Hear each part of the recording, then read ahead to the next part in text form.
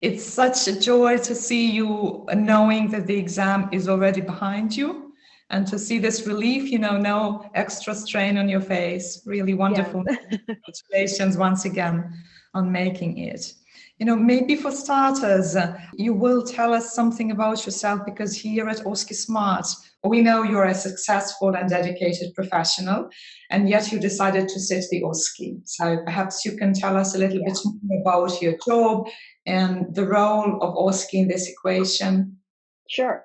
So I think one of the main differences between me and other candidates is the fact that I'm not practicing law, and that's quite unusual. So I actually think I'm also quite young in comparison to most of the candidates that I had the chance to meet.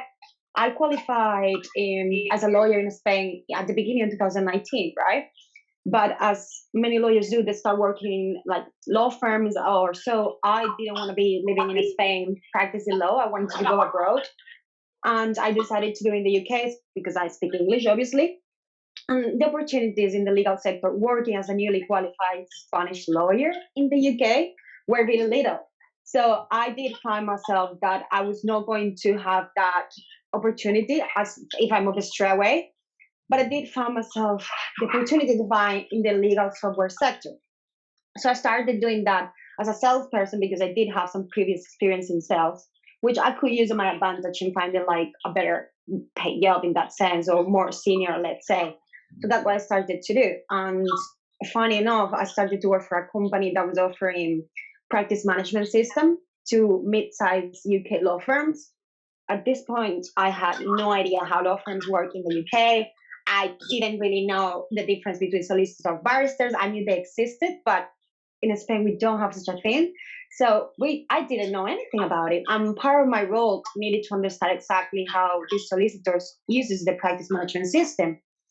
For a PMS, that is one of the main tools that a lawyer uses. You need to know all the areas of law and how each one of them in the practice management system help them to be more efficient, let's say, to make their job easier. So from a conveyancing point of view, I needed to be familiar with the forms and the precedents that they needed the most.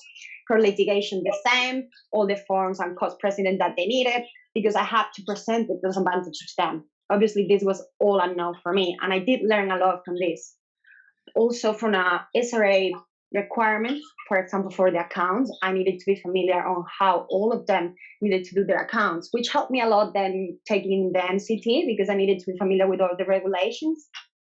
So that's how I started to see what the legal work of a solicitor was in the UK. Yeah. Right. And I just qualified this job, right? So I said, okay, I am a Spanish lawyer, so I actually have the chance to qualify in the UK as well if I want to do the QLTS. I started reading about it, and I decided at the end of 2019 that I was going to take it, give it a chance. I started with the MCT. I was like, okay, I'm going to start with the test one, see how it goes, and then I'll consider OSCE. I just saw the OSCE so far because I read about it, and at the beginning I was like, oh, this is going to be so difficult. So I took the MCT in January 2020, and I passed. Then I was just having to prepare for the OSCEs. I didn't have much chance to give it a thought. And straight away I started preparing for it. Which of these two exams do you consider more challenging, the MCT or the OSCE? The OSCE, of course, the OSCE, because the MCT, it's all about. What made the OSCE more complicated, in your opinion? Well, it's just, I think any lawyer is quite good at retaining information and trying to put it like in a test. It's not that difficult, but the difficult part in the OSCE is that you only don't need to memorize information. You need to apply to a specific case. And I mentioned before that I didn't pass my first attempt to the OSCE, which was in November 2020. I had the opportunity to do it again in July 2021, which I successfully passed. So the main difference between those is that I underestimated how much knowledge you needed to know and like how deep this knowledge needed to be in the OSCE. Because it's not that you have a general idea how the area of law works. It's that you need to go to the exception. You need to know every little exception to a specific case to the client. Right. So that's the main challenge. Yeah, if I may ask a question. So how was your preparation for the second OSCE different from the first OSCE? What did you do differently before you took the second OSCE? the first things that I changed provided, and something I mentioned for the preparation. The first provider, I felt that they did provide me a lot of materials, and they did explain how the assessments were going to work, the time that I was going to have. But I needed something more focused, as like how I need to prepare exactly. I know that the exam is going to be this way, but how do I prepare for this? Because I've never done this before. You can give me a lot of examples, but mainly what I need to do is practicing. Any candidate that takes this assessment, you have these massive books, which are the OUP books, and there's a lot of context. So ultimately, you also need some guidance to say, okay, this is everything you need to know, but ultimately, these are the areas in each one that you need to focus on, because this is what you're going to be assessing. I didn't have any of that. I just felt like I was giving a lot of materials, a lot of information, and I needed basically what OSCEsmart did, that was to classify that information, divide it, and explain how in the assessment that information is going to be assessed.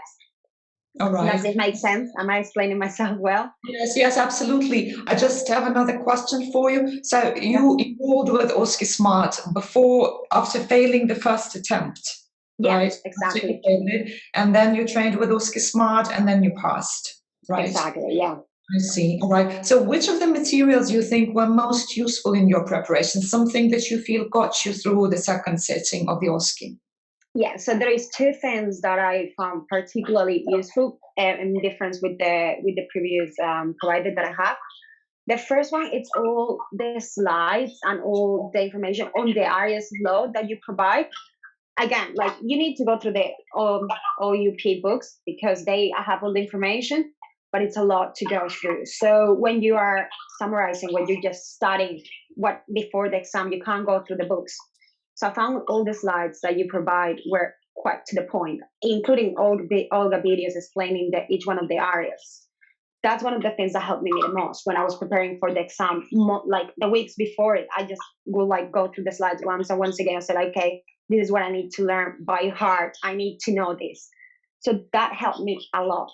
And the second one was in the writing and drafting. I didn't find particularly challenged the soft skills of the lawyer because I'm always client facing and I do a lot of presentations.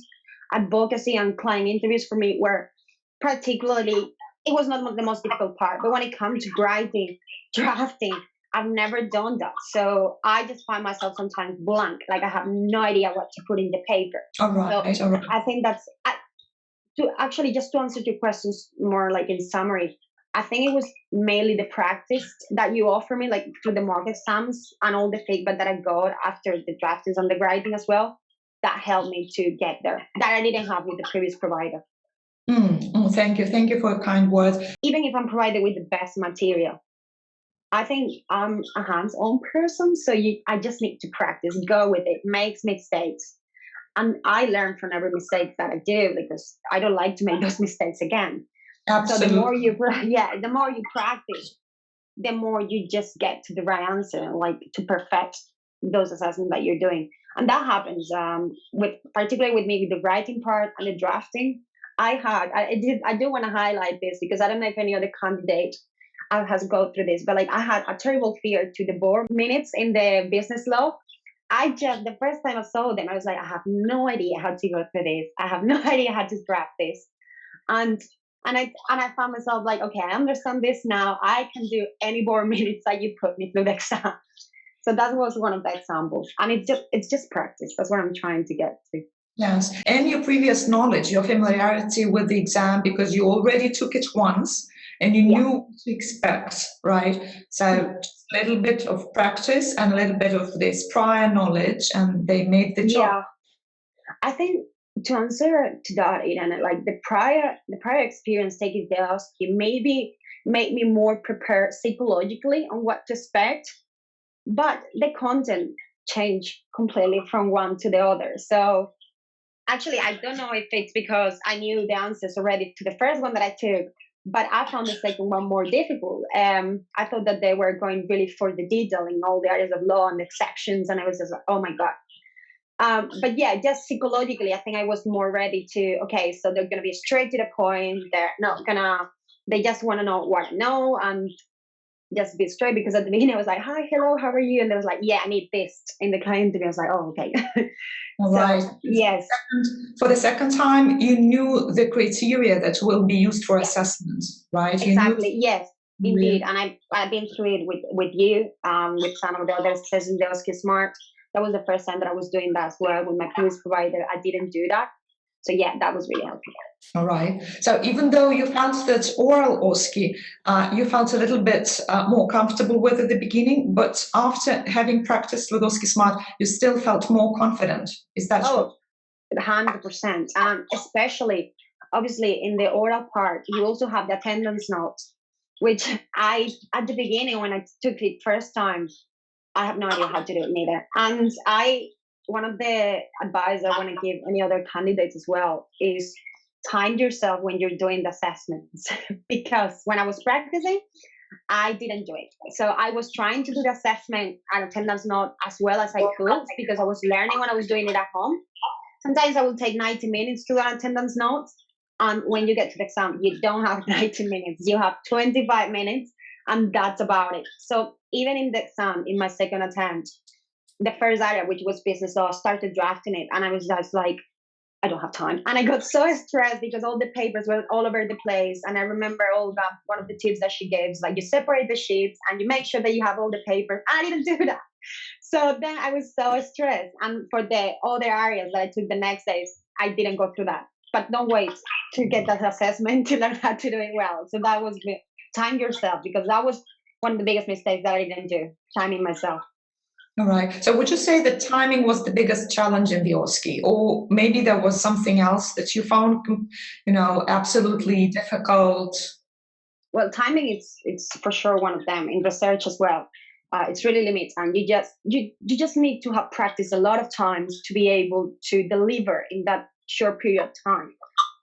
And it's not reality, because in real life you're not going to have that 25 minutes for attendance now. You just need to prepare for this specific assessment and do it in that time. Timing was one of the things, but also I just found that you really need to have a control on the law and go like, because I'm quite practical. So when I was learning everything in the law, I was like, okay, I understand everything. I have this general knowledge, but then they come with these little exceptions or rules that I completely overlooked previously. So at this point, I was like, oh, okay, they're gonna ask me for sure if this is an exception, or if I need to take this into consideration. So also it's the little details that don't overlook it. Like try to learn it in every area. Business law, one of the most important ones. All right. Do you think that you can suggest any other recommendations for the current students who are working towards taking the OSCE2 or the OSCE or SQE2? Well, the main one is time yourself.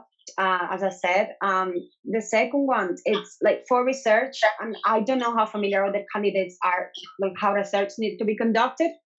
I found myself knowing nothing about research when I started, something that I've never done in my life before. And even though with the previous provider, I managed always to find the answers that I was looking for, I never knew how to reflect them in the page. I have no idea where to start. So for me, watching Olga's videos in how to conduct research from the beginning to the end, to actually put the path that you follow to find the research, was really, really useful. And I think that's one of the reasons that I think I did really well in the research part as well. It's just to really memorize how that page has to look like and what you need to put there, because I always came across to the answer. I just didn't know how to reflect that in the page. Mm-hmm. So is your perhaps impression of research mostly negative or mostly positive? Can you say that research was the hardest of all the assessments in the OSCE?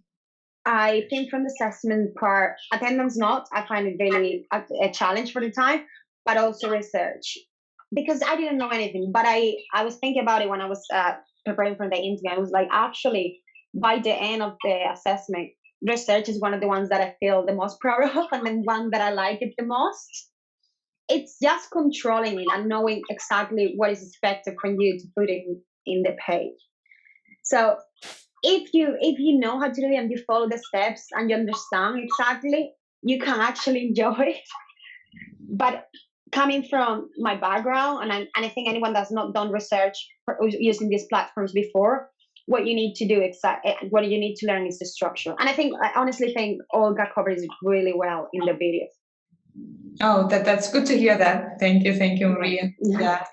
Good. So I understand that your suggestions and your recommendations would be to work on acquiring the knowledge and then on how to learn how to apply this knowledge to real life situations, right? Exactly. Okay. And that's what we try to do with our students in all the mock sessions in part 1 and part OSCE. All right. Yeah, good. Indeed. So for me, that you enjoyed it, you say. Yeah, like, well, at the end you spend so much time, a month studying and preparing for it, that the least you can do in the assessment at some point is just to say, I'm going to enjoy this, because I spent so much time trying to do it right. So try to do the best you can. And I was quite proud of some of the parts that I did. I left it and I was like, oh, I did that really well. It's a great feeling to have. So yeah. Absolutely right. Now, Maria, going back to your preparation before you took the first OSCE, which you failed, unfortunately, right? Yeah. Do you think that you would have done things differently if you were going that way again? Yeah. So, you mean if I was going to take it for the first time? Yes, for the first time. Mm-hmm. Yeah. So I think what happened as well is that I think I mentioned it, but like, one is that I underestimated the knowledge that you needed to have for that assessment. So I was going through with a solid knowledge in general of the areas of law, of each one of the areas that was assessed.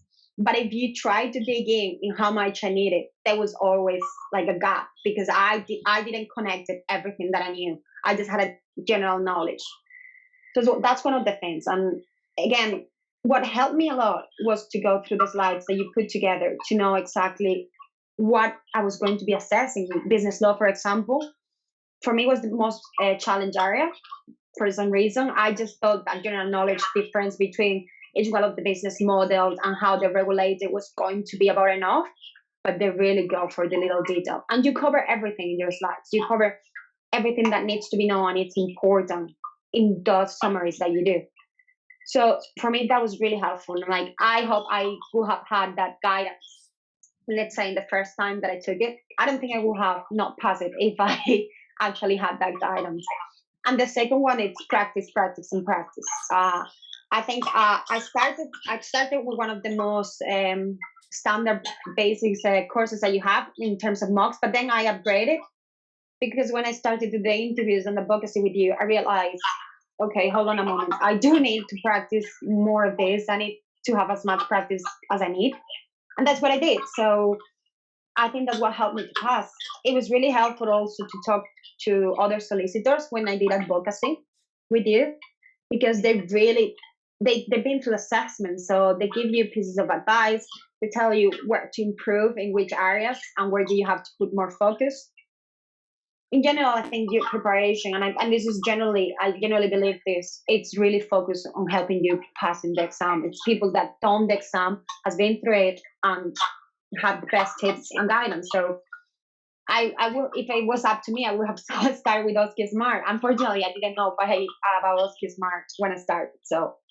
Oh, thank you so much. We also believe that for the candidate to be able to interact with the solicitor face to face, the solicitor who is not just qualified as a solicitor of England and Wales, but also has done the same route and has passed the same exam, so for sure knows about the exam requirements and can share their understanding with the candidate.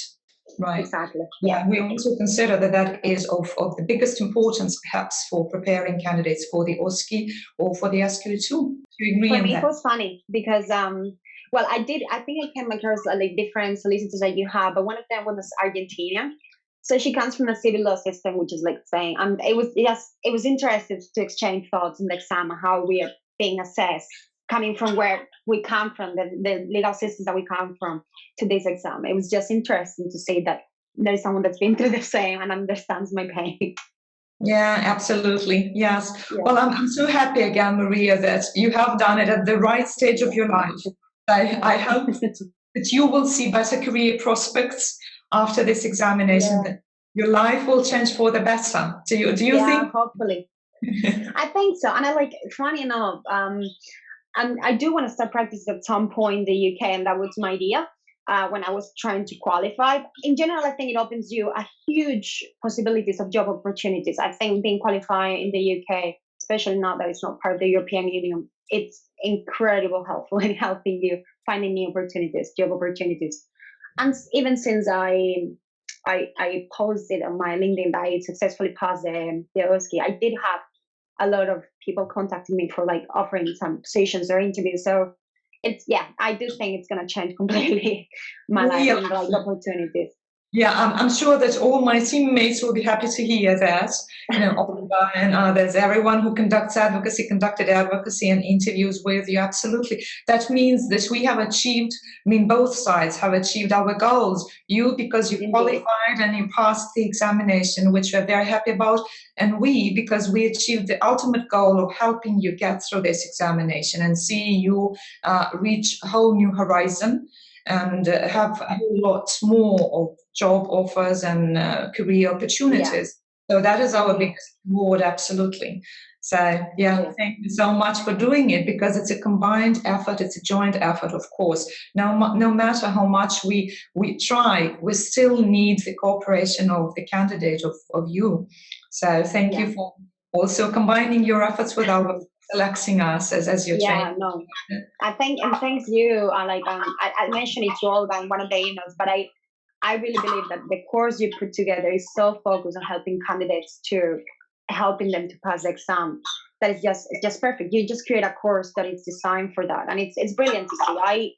I personally, I was really grateful for every material and guidance that you offer. So thanks a lot. Like you tell me thank you, but I thank a lot for your help and your guidance.